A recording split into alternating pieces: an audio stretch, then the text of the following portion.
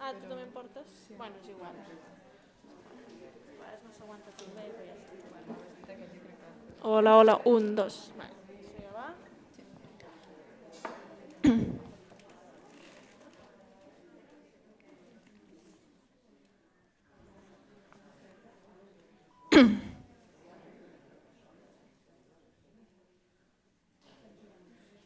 Els poso que es vegin, no? Ai. Sí, posa la meitat i llavors deixo com... Bueno, i que es vegi, sí. Si us faguéssim preguntes, si podeu d'alguna forma repetir la pregunta de manera que puguem dir... Vale. Perfecte, doncs fem això. Això ja està encès. M'he flipat, no? Pensant que això s'aguantaria. Ui, se n'ha anat tota la... A tota la porra. Tota la porra. Bueno, mira, és igual, és la intenció, no? Els hi podem demanar... Perdó. Teniu algun... No sé... Un faristol, alguna cosa perquè es vegi? No sé, no és igual. Ah, espera, els deixo mig oberts. És que tard o d'hora... Mira, ja està. Ja està. Els ruixuts... Ai, mira, perfecte. Gràcies, gràcies, Montse. Això, perfecte. Sí, posem la vila. Ah, perfecte. Mira, així una mica oberts. Espera. Que es vegi una vila, bé. Amb una en tenim prou, ja.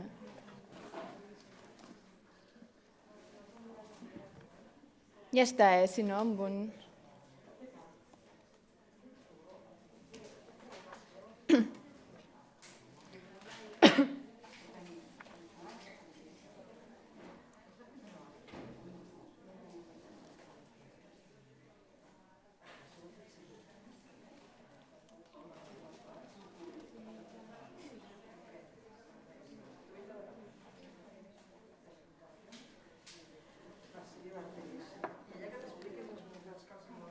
Bueno, jo quasi que hi dia ni dino, o sigui, una passada. Pots posar aquí la vila? Ai, vale. Ah, perfecte, moltes gràcies. Mira, em posem un parell. Sí, amb un més jo crec que ja hem fet. Sí, la vila i ja està. Ai, estupendo. I és que alguns equips també s'arrepenten aquí, si voleu. Sí. Sí, així tal qual. Moltes gràcies, Montse. Així queda perfecte.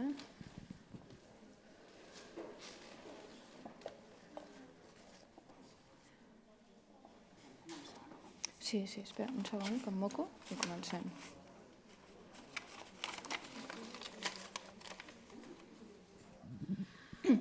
Hola, molt bona tarda. Si us sembla, ja passen uns 5 minutets, o sigui que podem començar. Benvinguts a la presentació del flamant petit plaer de Viena Edicions, que és aquesta Vila Florència que ens espera tots aquest estiu, que us sapigueu que ja teniu tot reserva. I moltes gràcies per acompanyar-nos. En primer lloc, volia dir moltes gràcies a Ona. Moltes gràcies a Ona, que sempre ens acull en aquest espai magnífic, tan agradable i meravellós per fer presentacions i que avui ens té una sorpresa preparada que em sembla extraordinària i que és una arrencada de l'estiu que ve molt, molt de gust. O sigui, moltes gràcies per la iniciativa, ens ha fet molta il·lusió. I moltes gràcies també perquè, bé, la setmana passada, no sé si ho vau veure, Ona sempre posa la llista dels més venuts al final de setmana i la setmana passada doncs mirem la llista i ens enduem l'enorme sorpresa que els 3 primers de la llista de ficció eren petits plaers. Hi havia Erengar, de la Dinesen, a continuació hi havia el Blat tendre de Colette i en tercer lloc l'amor d'Erika Ebal de Zweig. Clar, això és una cosa que jo crec que en aquell moment ens vam fondre de satisfacció. Dius, clar, és que això és magnífic perquè dona sentit a la nostra feina, vol dir que els llibres que nosaltres creiem que són meravellosos i que és un plaer editar i donar a conèixer, arriben als lectors i sobretot arriben perquè Ona els col·loca meravellosament bé que són extraordinàriament llaminers, allà tots ben posats, amb un disseny que intentem que sigui molt, molt atractiu i que vosaltres els compreu i els llegiu. Doncs tot això ens fa enormement felices i molt, molt agraïdes, la veritat. Bé, doncs, que sapigueu que no és una presentació, això que és simplement una conversa informal com la que fem tantes vegades amb amics i coneguts a què els estem explicant constantment què estem fent a Viena Edicions i quines són les novetats. Ara, vosaltres heu vingut així voluntàriament, o sigui que ens esplaiarem una mica més. I bé, parlem, doncs, engeguem i comencem a parlar de Somerset Maugham, un autor que a casa meva, a la biblioteca dels meus pares i dels meus avis, era un ídol. Tenien molts llibres d'ell i era considerat un dels autors de referència del moment. És cert que Maugham als anys 30, 40, 50 va ser superreconegut internacionalment, publicava molt, les seves novel·les eren adaptades al cinema, va tenir molta repercussió, però és d'aquells autors que de cop la gent en va deixar de parlar.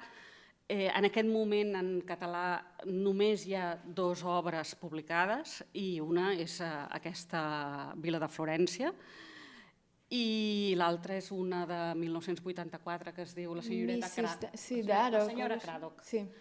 I no hi ha res més i és una mica incomprensible, o sigui que en algun moment suposo que ens hi haurem de posar a posar-hi remei. En tot cas, la Blanca us explica una mica més en detall qui era Somerset Maugham, aquest senyor que des del mateix naixement va estar ja servint l'imperi britànic, cosa que amb unes anècdotes molt sorprenents. Sí que és molt curiós perquè quan les dues vam començar a comentar Somerset Maugham, a casa meva, a casa de la meva àvia, també era un llibre que estava sempre sobre la taula, els del Somerset Maugham, i passava una mica com amb l'Sbike, que durant molt de temps eren llibres que estaven a casa de les nostres àvies, de cop van desaparèixer fins que algun editor diu que aquest tio era un crac i a més durant els anys 30 heu de tenir en compte que va ser l'autor més venut i més ben pagat del món. Els seus llibres, quan sortien, a la setmana s'esgotaven, eren bestsellers mundials i el que ha comentat la Isabel, s'adaptaven al cinema amb molt d'èxit i a més jo crec que fins i tot alguns haureu vist alguna pel·lícula, alguna adaptació seva sense saber que era d'una novel·la seva, com per exemple El vel pintat, no sé com l'han traduït en català, i comences a mirar la llista i dius aquesta també era d'un llibre del Somerset Maugham i et quedes bastant sorprès. Vaig trobar una entrevista seva al final de la seva vida que comentava, us ho he traduït, era de l'anglès, diu: espero que els anys que vindran algunes de les meves històries trobin el seu lloc en les antologies. Potser serà només perquè algunes d'elles esdevenen en circumstàncies i llocs que el pas del temps i la fi de les civilitzacions li haurà donat una nostàlgia romàntica. Una maleta d'un parell o 3 d'obres de teatre i una dotzena de novel·les em prendran un viatge al futur. I bé, és millor que res. I si m'equivoco i sóc oblidat un mes després de la meva mort, no ho sabré pas. Suposo que alguns autors no poden evitar concebre la secreta esperança que no seran oblidats en el moment que morin. I jo, ocasionalment, m'he divertit calculant les possibilitats de sobreviure durant un petit període. Avui, doncs, que estem tots aquí reunits, a nosaltres ens faria molta il·lusió retre un homenatge i recordar aquest gran autor. Un autor que va saber reflectir com ningú al final de l'imperi britànic.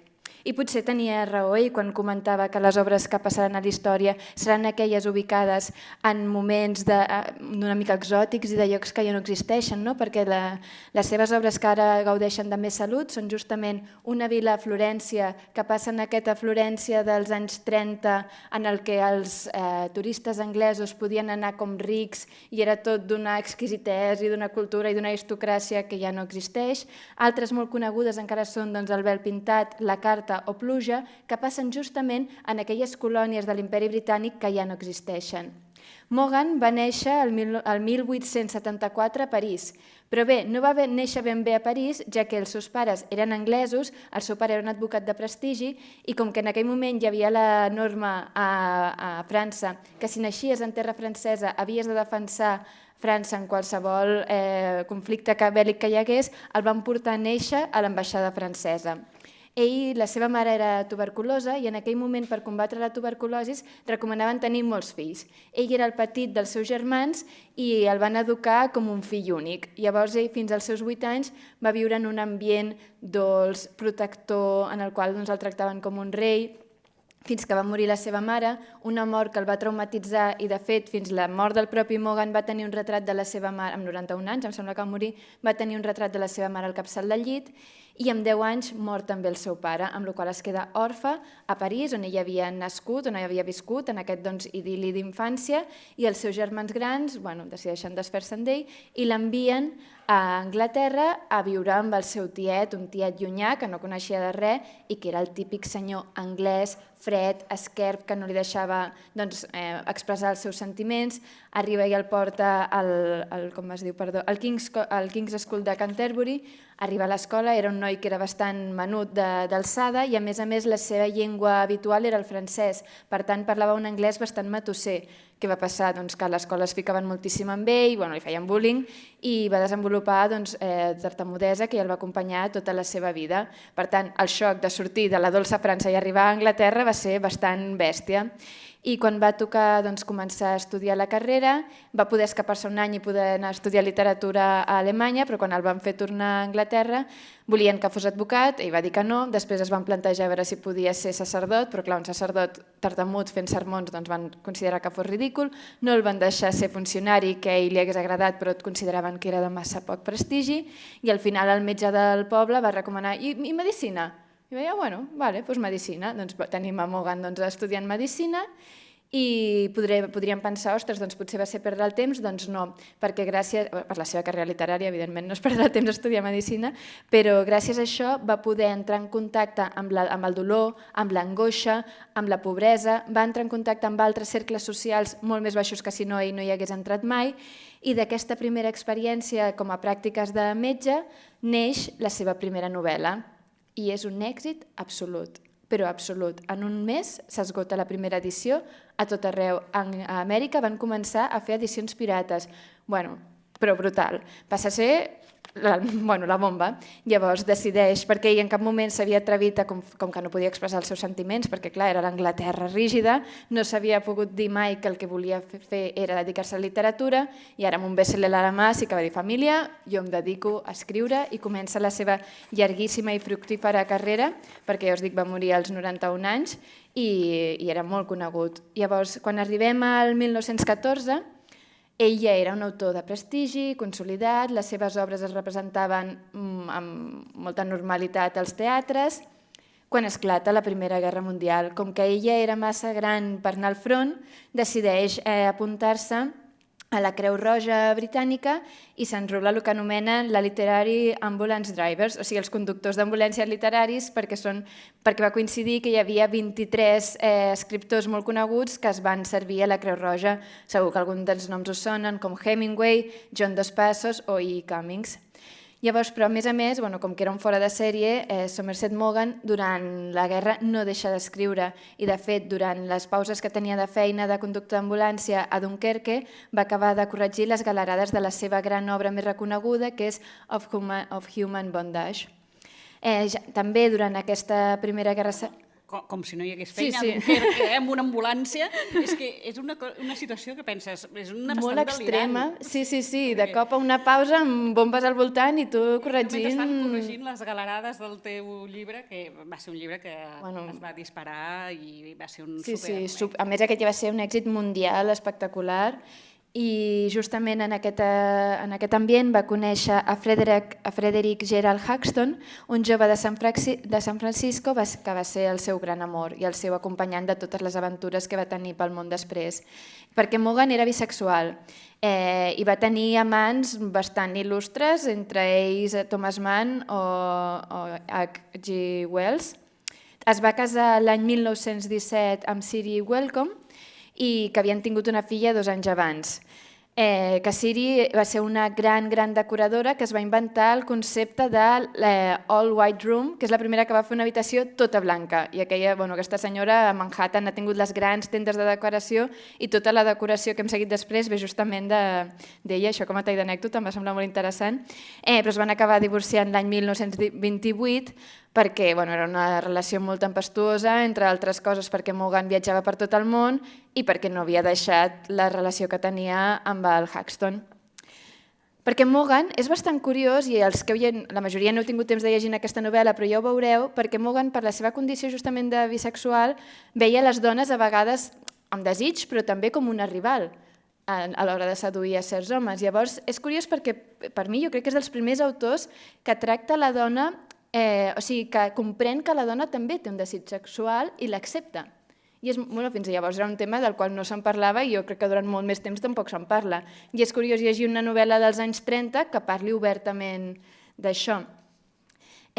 Quan va publicar finalment el seu gran llibre Of Human Bondage, se'n va anar a Anglaterra per fer la promoció i quan va voler tornar a les ambulàncies no es va poder incorporar, llavors comença una etapa de la seva vida que també és és una vida, ja veureu, molt excitant, que com que volia servir igualment a l'Imperi Britànic, la seva dona, la Siri, el va posar en contacte amb un alt oficial dels serveis secrets. Llavors el van enviar a Suïssa a començar a recol·lectar informació, el 1915.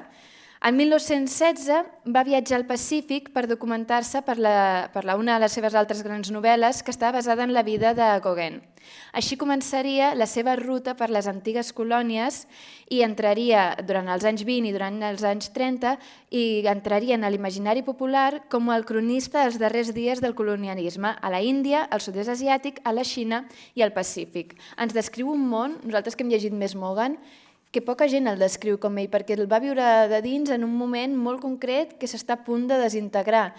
I és això que comentàvem al principi de la nostàlgia. Són obres que d'aquestes gaudeixen més salut perquè és un món que ja no existeix i està explicat amb molta gràcia.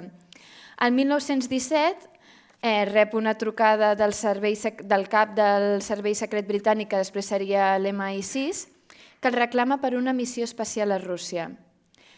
En aquell moment, Rússia no s'estava acabant de posicionar si entrava o no a la Guerra Mundial i rebien un fort impacte de la propaganda alemanya que era pacifista.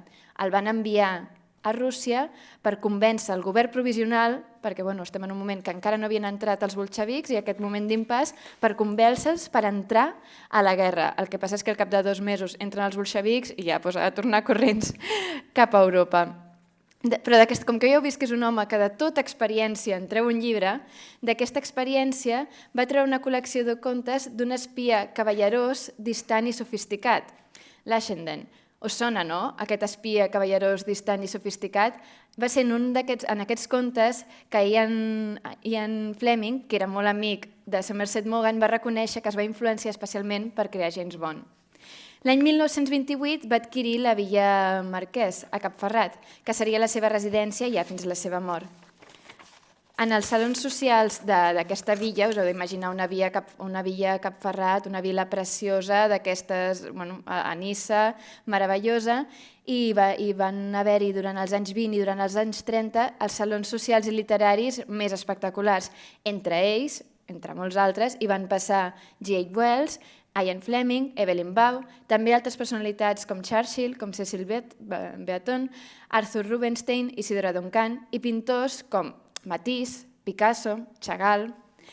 Durant la Segona Guerra Mundial, ell la va passar a Hollywood fent guionista de les seves adaptacions, de les seves novel·les, i amb un èxit espectacular, tant de taquilla com econòmic. Vull dir, va ser un dels escriptors més rics, jo crec que és l'escriptor més ric dels petits i potser de Viena en general, perquè a més es va fer ell solet tot l'imperi, perquè a més, a més de tot el que guanyava, la veritat és que ho va invertir molt bé, amb la qual va anar multiplicant el que ja tenia, però quan estava a Amèrica va morir el seu gran amor, Haxton, i se'n torna a la seva vila de França.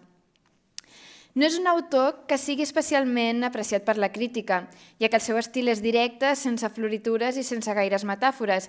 Ell deia que era potser perquè la seva primera llengua havia estat el francès, però jo crec que és més per una qüestió de caràcter.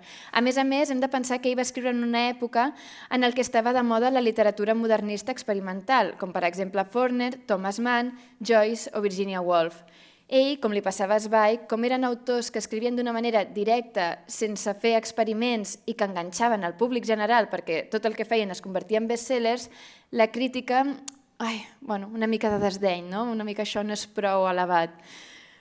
Bueno, al final de la seva vida, ell recordava, una altra cita que vaig trobar que m'ha semblat molt divertida, diuen, quan a la crítica, quan tenia 20 anys, la crítica em deia que era brutal, quan en tenia 30, que era aterridor, als 40, que era cínic, als 50, que era competent, i als 60 diuen que sóc superficial. Què hi farem? Jo us recomano que el llegiu i que agafeu la vostra pròpia conclusió. També vaig trobar una cita que ahir la vaig publicar a Twitter i que em sembla que a molts us ha agradat bastant, que jo crec que defineix molt bé el que representa per nosaltres la lectura i jo crec que també per tots vosaltres. Ell deia que adquirir l'hàbit de la lectura és construir-se un refugi contra gairebé totes les misèries de la vida.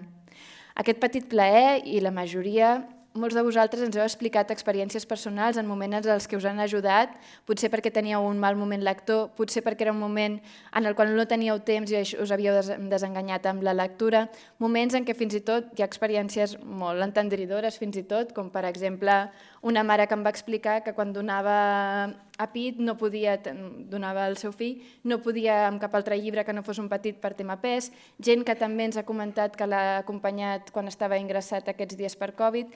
Bueno, són coses que ens fan molta il·lusió, la veritat, i també agraïm la vostra presència avui. I jo crec que aquesta Vila Florència és un llibre que tampoc no volem entrar a explicar-vos gaire cosa perquè és molt sorprenent. Jo crec que tots veniu aquí amb una idea de què és aquest llibre i que us endureu una sorpresa. Ja ho hem fet expressament perquè volem que us endugueu aquesta sorpresa i que us passi el mateix que ens va passar a nosaltres quan el vam llegir per primera vegada, que no t'esperes què passarà. I si bé comença amb unes descripcions precioses de la Toscana que t'hi sents de cop i ets dintre, bueno, de fet, no només hi sents, sinó que estàs mirant vols a Welling per anar-te'n demà a Florència, fet. Però després té alguna cosa molt especial i, sobretot, per mi té una cosa que és un dels criteris que sempre està als petits plaers com molt important. Ja sabeu que els dos criteris, ho he repetit moltes vegades, no em vull fer pesada, però són que sigui alta literatura i que enganxi, i aquest llibre és addictiu. És addictiu, és la descripció de llibre addictiu. I és un llibre que us recomano que us l'emporteu aquestes vacances a la bossa de la platja i si us l'emporteu a l'avió és que ja us l'haureu acabat abans perquè és molt ràpid i sobretot que acabareu les típiques d'això de... Abans de l'aterratge ja estareu, però és que és d'aquells llibres que t'engany... A part que és tan curt que te'l pots llegir en 2 o 3 hores, és que no el pots deixar perquè el que passa entremig, que no us direm què és ni us donarem pistes, et deixa tan clavat a la cadira que dius, és que clar, jo vull saber com m'acaba això. S'ha de dir que Mogam és especialista en això, en fer un gir que no t'esperes de cap manera i és molt hàbil de tal manera que no el pots... Si està sobrevist, potser el pots intuir, però costa molt d'intuir-lo. Aquest és bastant impossible intuir-lo. Bueno, perquè té diversos girs. No us diem res més, perquè és un llibre que ens agrada molt. El que expliquem és el mateix que surt a la sinopsi de la solapa. Però poc, Isa? Sí, quan... Vale, jo li faré un... La història arrenca quan una jove anglesa vídua, que es diu Mary Banton, arriba a Florència i està fent una estada allà perquè uns amics li han deixat una vila perquè se suposa que després de la mort del seu marit necessita un temps per recuperar-se. Tingueu amics que us deixin una vila a Florència. Això, tant de bo. Si teniu telèfons, passeu-los, sisplau, que ostres, això faria molta il·lusió, I aleshores, mentre està pensant una mica en què serà la seva vida d'ara endavant, una de les idees que té en ment és que hi ha un amic del seu pare, per tant, bastant... Es porten 25 anys. Molt més gran que ella. Però es manté molt bé, és un senyor de bon ver. Un senyor de cafè goig, que probablement li proposarà matrimoni. I a més aquest senyor sembla que ara l'ascendiran perquè en un càrrec diplomàtic a la Índia i com que se n'haurà d'anar a la Índia, doncs així ja se'n va casat. Mentre espera que ell li faci la proposta, ella va a un sopar. Jo deixaria aquí. A un sopar perquè té amics d'allà a la colònia anglesa de Florència i de tant en sopen i parlen. Ja està, jo ho deixaria aquí, no us direm res més perquè jo vull que ho llegiu, perquè ara es lia molt tot. Només us llegiré un petit trosset per posar-vos a dintre l'atmosfera perquè veieu lo deliciós que deu ser la Toscana al juny. té aquest sopar i li fa mandra anar-hi i no vol anar. Bueno, estem en aquest moment de que, ai, ara quina mandra, no? I diu, en el fons no tenia gaires ganes d'anar-hi, perquè s'hauria estimat més sopar tota sola a la terrassa de la vila. Sopar-hi un capvespre de juny, quan encara era de dia, i no aixecar-se de la taula fins que la suavitat de la nit l'embolcallés a poc. Era un delit del qual pensava que no se'n cansaria mai.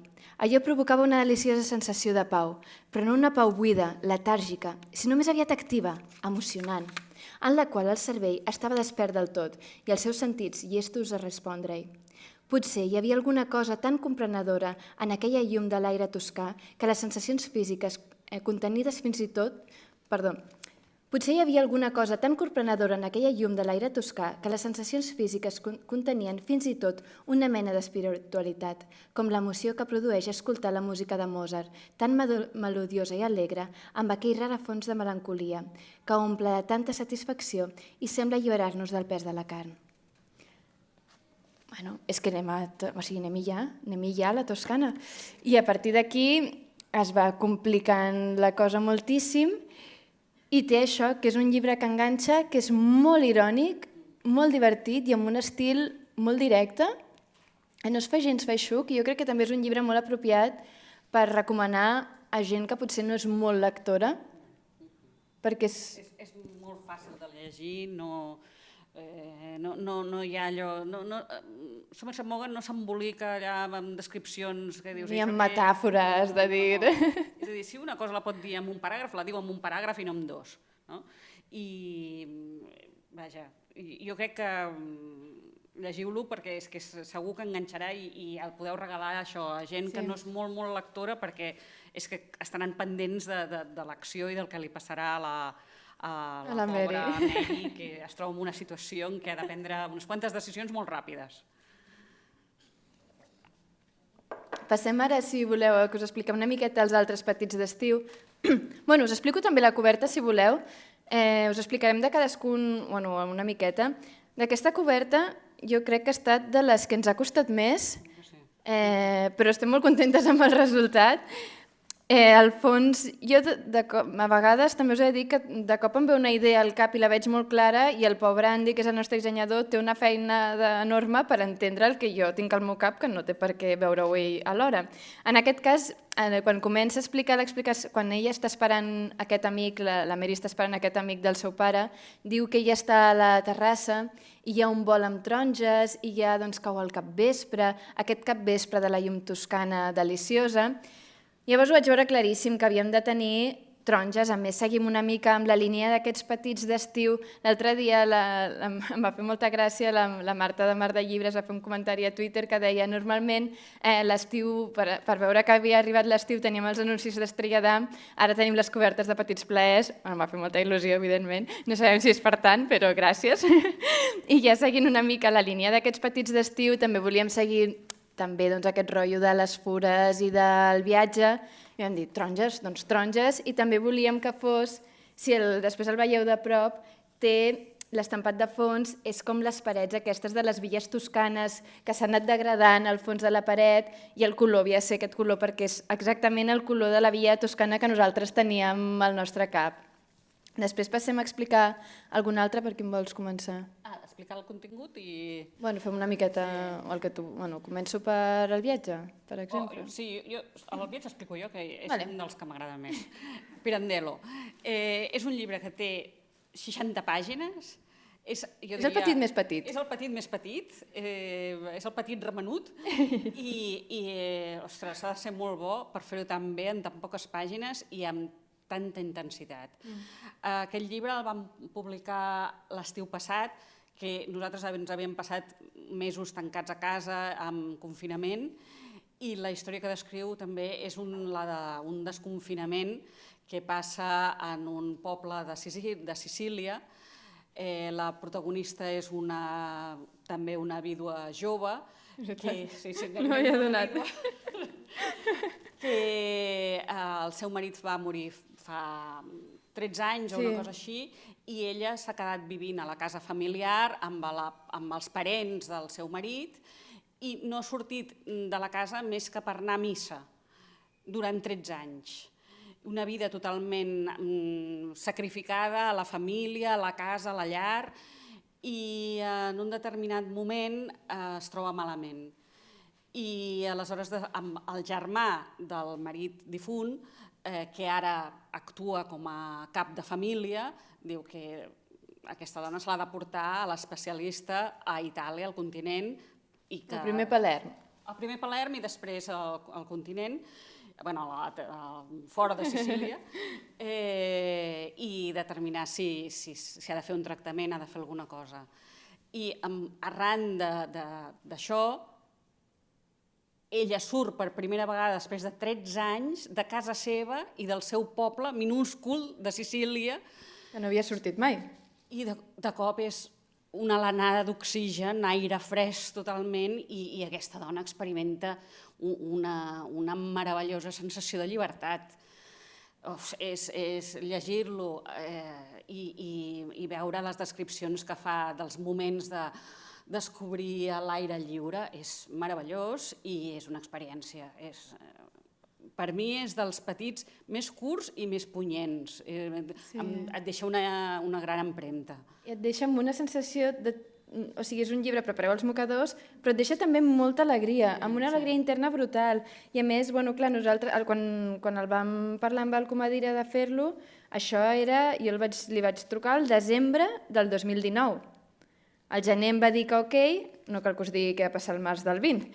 Clar, quan ens va entregar la traducció també va ser molt bonic perquè en els dies de març, que no sabíem ni idea de què passaria i que engegar la tele era per deprimir-se, va ser els dies que el senyor Comadira va dedicar a fer la traducció perquè la seva manera d'aïllar-se de la realitat.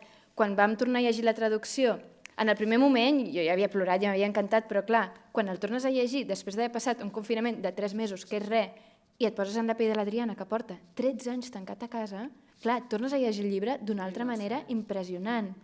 Llavors, si voleu... I a més, clar, quan tot es va tornar a engegar, de cop era, tornen a obrir les llibreries, i vam dir, només podem treure un llibre, i ens vam mirar i va ser el viatge. Aquest ha de ser el llibre post-confinament. Ha de ser. Perquè tots necessitem aquesta sensació de sortir a l'exterior per primera vegada. No sé qui em deia que la campanya de màrqueting se'ns havia anat de les mans, però aquest, si voleu, us explico també la coberta, perquè aquesta també va ser una coberta especial. També, no només perquè ens la jugàvem bastant i havia de ser un llibre que havia de destacar una mica a la llibreria, per tant, totes les cobertes són importants, però aquesta ho era el doble, i va ser un punt... Jo me'n recordo el meu mail al pobre Andy, que era una mica difús, però li venia a dir... Hi ha diverses coses que ens recorden a Sicília. Una són les rajoles, l'altra són les llimones, i els colors són el blau, i el groc, i el blanc. Llavors, comentant un bé, clar, Pirandello era d'un petit poble d'Agrigento que tenen una característica especial, i és que els graons del carrer també tenen rajoles a la part interior. Llavors vam voler fer acompanyar a vosaltres, però sobretot a l'Adriana, en el seu desconfinament. Surt de les rajoles de casa a les escales i ja pot tocar les llimones i les flors. I a més volíem que també fos una portada molt delicada, com la pròpia Adriana, i que gairebé li pots veure els pauets per la coberta i acariciant les llimones. I per mi també crec que és el top de cobertes.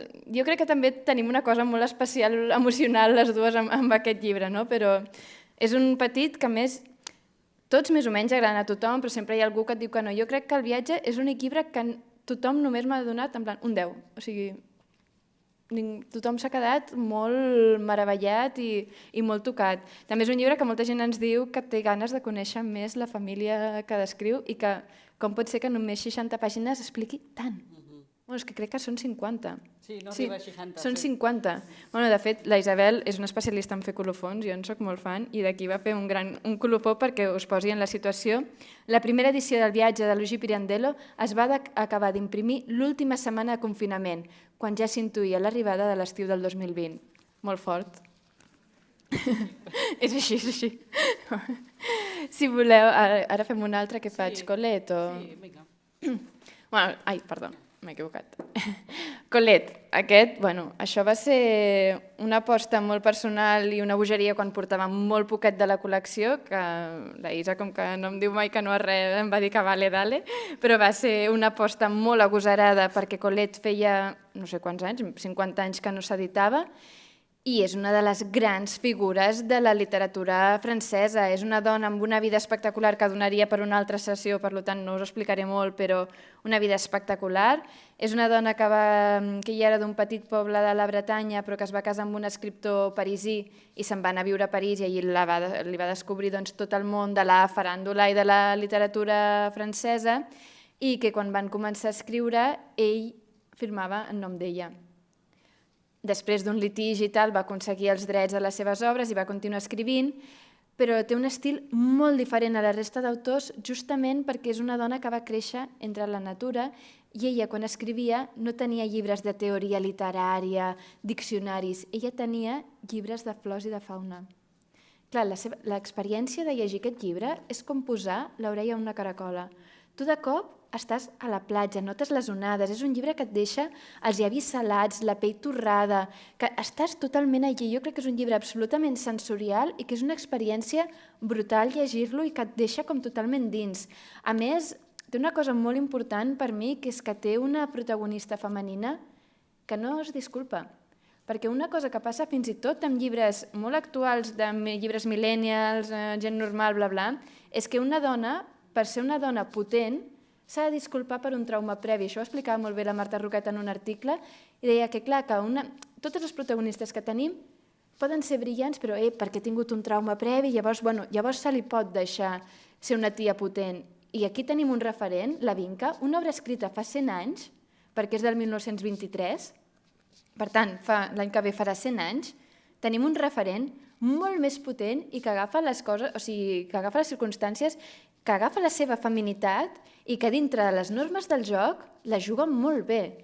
I a més és un llibre que et fa patir perquè és una relació entre dos adolescents, són dos adolescents que sempre, les famílies són amigues i sempre han llogat una petita casa a la Bretanya i totes les dues famílies i han jugat des de petits, des de nens, però clar, ara tenen 15 i 16 anys, els cossos han canviat, el desig ha canviat, i clar, la relació passa a ser molt, molt diferent. I si bé vas patint perquè sembla que anirà per un cantó, després fa algun gir, és un llibre que també jo no només el recomano llegir a l'estiu, sinó que també a vegades el recomano llegir quan tens moltes ganes d'estiu i fa molt de fred, perquè jo crec que és ja et dic, és com posar l'orella a una cargola, de cop estàs a la platja. Tens sensació de que torna la llum, les olors, les descripcions són tan boniques que et sents molt envoltat per l'entorn. Sí. És un llibre molt embolcallador, molt sensual, molt seductor i que de cop estàs absolutament dins. És com si se t'emportés una onada per davant i no hi pots sortir. La traducció, en aquest cas, vam publicar una traducció que ja havia estat feta abans i publicada, que era del Folky Camarasa, que era excel·lent, excel·lent. Moltes de les traduccions, en algunes de les traduccions que hem publicat són traduccions noves, però aquesta la vam decidir recuperar perquè era meravellosa. Aquí hi ha un treball de llengua, de plantes, d'olors, de sensualitat. Devia tirar molt de temps perquè hi ha paraules que jo no havia llegit mai. És molt difícil traduir-la, no és... Vaja, és que és això, hi ha molt vocabulari de paisatge... Sí, i molt vocabulari perdut i paraules que potser l'últim que les havia sentit dir era els meus avis. Sobretot això, de plantes, d'animals, de coses molt del camp, molt atàviques. És una sensació molt especial llegir aquest llibre. I a més, just quan li volíem demanar la traducció, va morir un mes abans el Ramon Folky Camarasa, i també ens feia il·lusió retre-li un petit homenatge, que va ser un gran traductor, a més d'un gran escriptor que també us recomano molt llegir. I els hereus van estar molt contents i ens fa molta il·lusió que sigui un dels traductors de la col·lecció. I si voleu us comento també la coberta. Algun dia, després us penjaré, si voleu, totes les cobertes que hi havia hagut fins llavors del Blat Tendre, perquè eren exageradament lletges. O sigui, eren a totes dos adolescents dibuixats estirats sobre un prat de blat tendre. Llavors, quan de cop vaig proposar aquest llibre, aquí l'Andy també aquí em va entendre molt ràpid, li vaig dir que volia petxines, que volia aquests colors de la costa bretona i que fos un llibre que tu et sents com al mar directament i el veus i a més crec que també el veig molt bonic, també és dels més macos, ho diré de tots, perdó. Llavors I a més té una altra gràcia, que és que just el traductor que ens ha fet la traducció al castellà havia visitat la seva casa a la Bretanya i ens va comentar que ella, en lloc de tenir petjapapers, tenia petxines. Llavors, clar, no sé, jo crec que esperem que a la Corel li hagués agradat aquesta coberta i que també és molt embolcalladora i també una mica sensual, no sé, jo crec que transmet molt bé el contingut d'aquesta història. Jo crec que, a més, llegir-lo aboca clarament les experiències de la teva adolescència. Jo crec que tots hem viscut en algun moment l'experiència d'anar de vacances i de cop aquell noi que abans veies com un nen, de cop el veus d'una altra manera i ell et veu a tu d'una altra manera, no? Sí, tots hem viscut un primer amor, un estiu, i a més aquests estius, clar, al final aquesta costa s'assembla molt a les nostres platges i el que fan d'anar a passar el dia a la platja, que s'emporten el dinar, tal, tots ho hem fet, no? I també, de la coberta també vam triar aquest tipus de dibuix que és una mica vintage perquè també recordava una mica els gravats dels anys 20 de quan es va editar l'obra. Una obra que, en molts, Colette a molt arreu era una autora bastant prohibida i vetada per la seva vida dissoluta i el seu gran contingut sexual. De fet, Colette va ser la primera dona en entrar a l'Acadèmia Goncourt, la primera en presidir-la, i va tenir 3 marits. De fet, no us diré quina, però hi ha una experiència pròpia que està en aquest llibre, no us vull fer cap spoiler, però diguem que la valia bastant. I quan va morir, l'Església es va negar a fer-li un funeral a l'Església i en canvi se li va fer un funeral d'estat, el primer dedicat a una dona. A nosaltres ens va fer molta il·lusió recuperar Colette perquè creiem que és de justícia també, la veritat, i també us el recomanem moltíssim. Un altre que també fa especial il·lusió que estigui a Petits Plaers és Llorenç Vilallonga. Aquest és el llibre que tanca el cicle de Bearn, es diu Les Fures, i descriu d'una manera meravellosa com eren les illes des de l'any 54, 50... Vaja, ja m'agradaria a mi poder tenir l'experiència d'estar a Mallorca l'any 54, doncs llegir aquest llibre, per un moment tens la impressió que hi ets perquè el sents parlar, la descripció és meravellosa i explica el moment en què el narrador torna a l'illa després d'haver estat uns anys a París, vivint fora, formant-se, i torna a l'illa i descobreix que l'illa, dels seus records, de la seva memòria, dels seus pares, tot ha canviat. I ara hi ha turistes angleses i motos i transistors i neveres i tot és...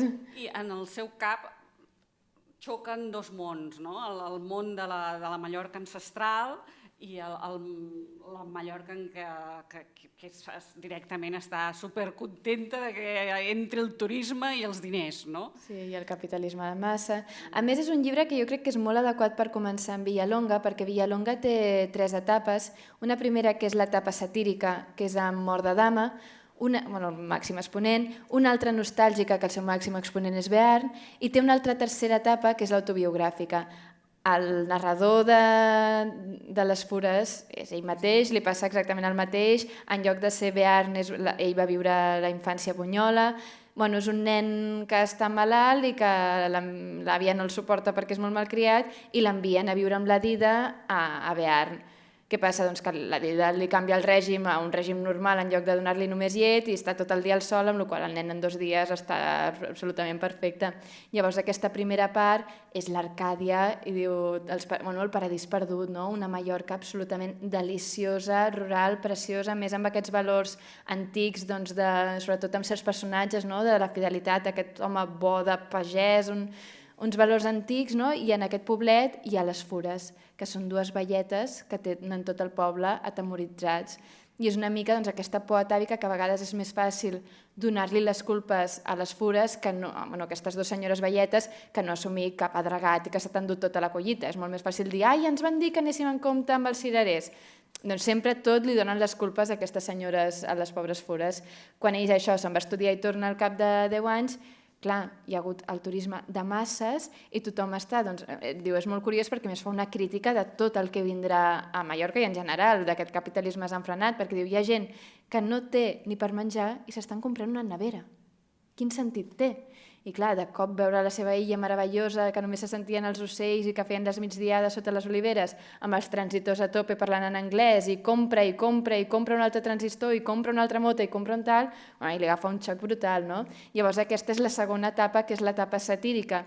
Llavors, clar, és una obra que combina les dues etapes, la irònica i la satírica, amb molta gràcia, i sobretot és que és molt evocador. La primera part és que és una delícia pels sentits, o sigui, és molt bonica, té un dels passatges dels més bonics que he llegit mai, i la segona és que et pixes de riure, perquè és molt cabron, Villalonga, és molt divertit, és molt irònic, i al final, no sé, a mi em va agradar molt, i a més ens feia molta il·lusió afegir un autor català, perquè al final nosaltres estem dient que fem una col·lecció d'altes obres de la literatura universal, i la literatura catalana és una literatura universal. Per tant, hi havia d'haver-hi un títol en català, i a més ho vam voler fer relativament ràpid, i després d'alguns problemes vam aconseguir fer aquest llibre, i ens agrada molt. I això és un llibre que recomanem molt per començar amb Villalonga, que molta gent quan el vam treure tenia el mal record de Bearn perquè li havien fet llegir de lectura obligatòria amb 16 anys, que jo trobo un error. A mi m'encanta Bearn, però no tens l'edat per fer-ho, i vaig rebre molts missatges de gent dient: «Ai, Blanca,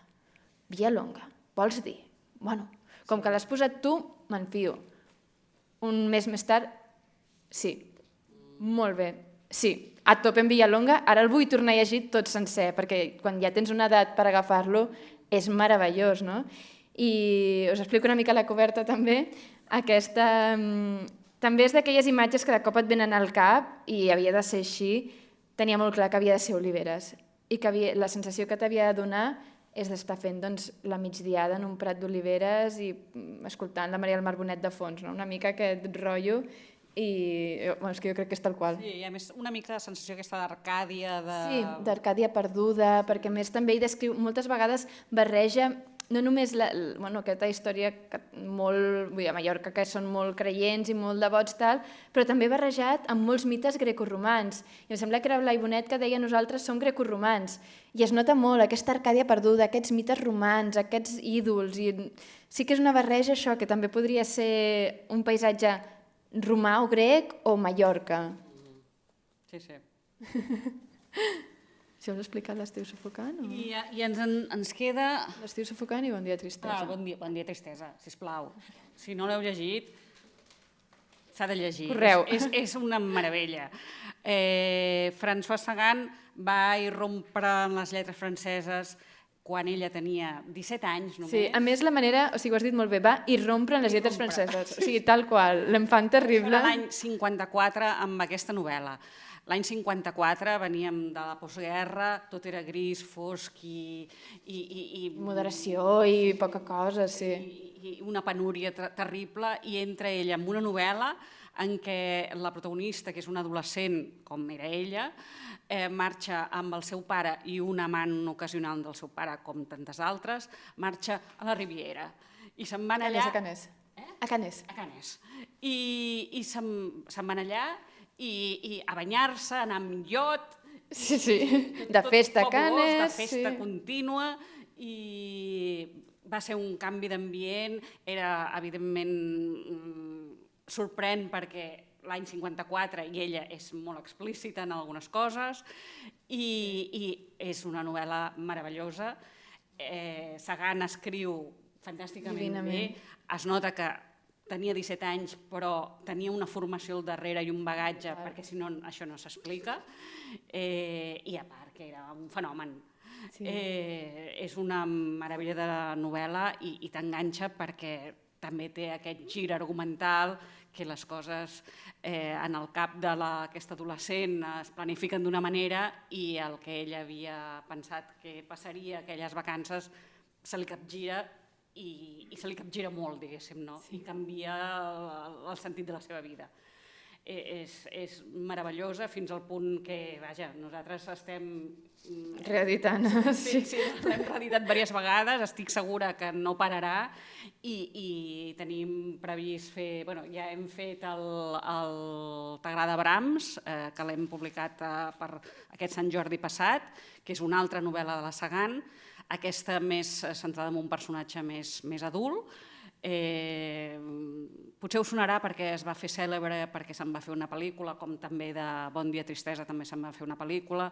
És que Sagan de seguida va a explosionar, diguéssim, no? Les seves novel·les van tenir moltíssima difusió i ràpidament van passar al cinema i van enlluernar tothom. I esperem fer altres Sagans perquè és una escriptora fantàstica. A nosaltres a la casa ens agrada molt. A més d'aquest, justament, clar, és que li van fer sense voler una gran publicitat, que és que el van prohibir a molts països. I després en van fer una pel·lícula amb l'Otto Preminger, que la protagonista era la Jane Seberg, i allí és on la va veure per primera vegada Jean-Luc Godard i la va fitxar per al final de l'Escapada. I és un llibre que aquí la pel·lícula la van prohibir, no? També que era pecat capital anar-la a veure. Sí, havies de confessar-te per anar a veure la pel·lícula. No sé, aquelles coses que dius, doncs encara hi posava més a l'icient. Jo encara tinc més ganes de veure-la, si és pecat capital haver-ne anat a veure, i a més és un llibre que et transporta també molt bé a Canes. I a vegades quan explica certes sensacions, jo recordo, vam fer un club de lectura online durant el confinament, i recordo estar-lo llegint i de cop estaves a dalt del veler a Canes. Tenies una sensació de cop t'hi transporta molt, molt, molt, molt bé.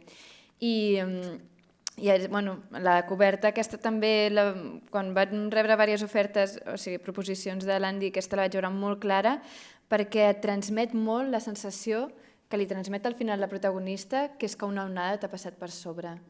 I volíem que fos exactament això, i els colors també els teníem molt clars, que també t'havien d'abocar molt al mar, a Canes, a l'estiu, i havia de ser una onada, però havia de ser una onada que t'ha passat per sobre, no una onada més alegre, com poden ser d'altres cobertes, sinó aquest punt de ja veureu per què es diu Bon dia, tristesa, no? Normalment agafem algun motiu de la coberta, doncs sempre aquí les oliveres, aquí algun dels insectes, aquí una petxina. Aquí a mi m'agrada molt la idea que ens va proposar la Isa, que era posar-hi una copeta de còctel, perquè realment és que és això, és l'ambient. És terrassa martini. I a més així vintage.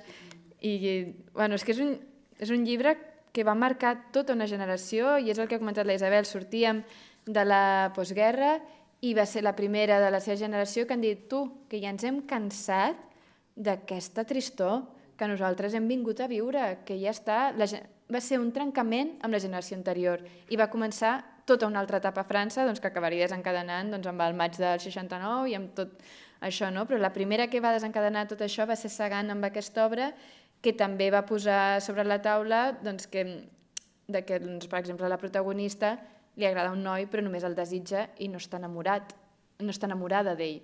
I això també en el moment va semblar molt fort. Clar, quan van descobrir... Ella es deia Françoise